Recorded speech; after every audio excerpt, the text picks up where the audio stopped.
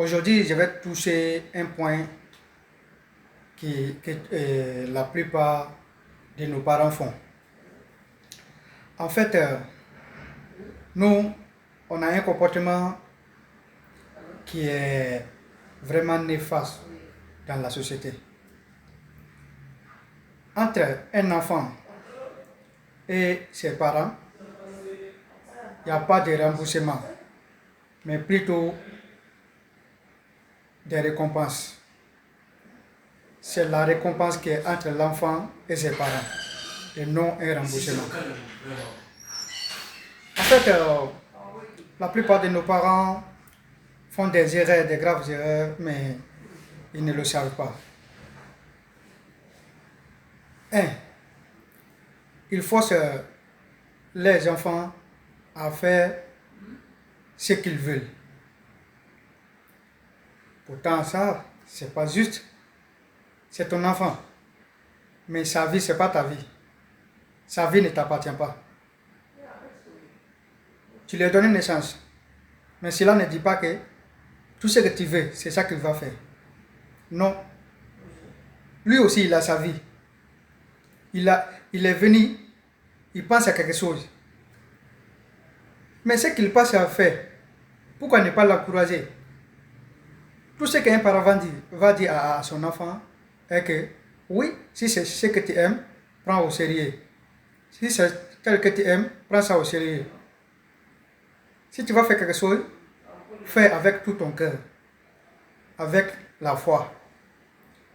C'est tout ce qu'un parent peut dire à son enfant. Mais c'est pas parce que tu es son parent que tu vas le priver sa vie. Tu vas dire ce que tu veux. C'est ça qu'il va faire. Ton choix, c'est ce qu'il va choisir forcer. Non. Donc, raison pour laquelle je suis là aujourd'hui, de parler de ces comportements. Deuxième côté, c'était de nos parents aussi, qui obligent les enfants pour la prière, tout. Non. Ta prière, c'est ta prière. La prière de ton enfant, c'est sa prière. Tu pries pour toi, tu ne pries pas pour lui. Il prie pour lui-même, il ne prie pas pour toi. Chacun lutte pour son âme. Personne ne lutte pour l'âme de son ami, non. C'est ton enfant. Mais quand tu meurs, et qu'il meurt aussi, tu peux aller en enfer, lui, pas au paradis. Ou bien lui peut aller en enfer, tu pars au paradis. Vous n'êtes pas pareil. Vous n'êtes pas pareil. Chacun est venu pour sauver son âme. Personne n'est venu pour sauver l'âme de son prochain. Alors, la prière, c'est une question de foi. Laisse l'enfant que sa foi le pousse à aller lui-même. Mais quand tu le forces, par exemple, tu es mon père, tu me forces à prier. La prière que je vais faire, ce n'est pas pour moi. C'est ta prière que je fais. Parce que tu m'as obligé. Mais si je me lève moi-même pour prier, ça c'est ma prière. Mais si tu m'obliges, c'est que la prière que je vais faire, par l'obligation là, ce n'est pas ma prière, mais toi qui m'as obligé, c'est ta prière. Ce sont les points que nous, on oublie toujours.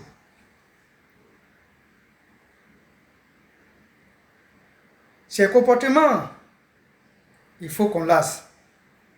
La plupart de notre état, ça dépend des trucs pareils. Vous voulez qu'on avance, mais vous ne voulez pas laisser vos enfants vivre ce qu'ils veulent. Vous les privez. Si moi, j'ai un rêve à faire, je vais suivre mon rêve.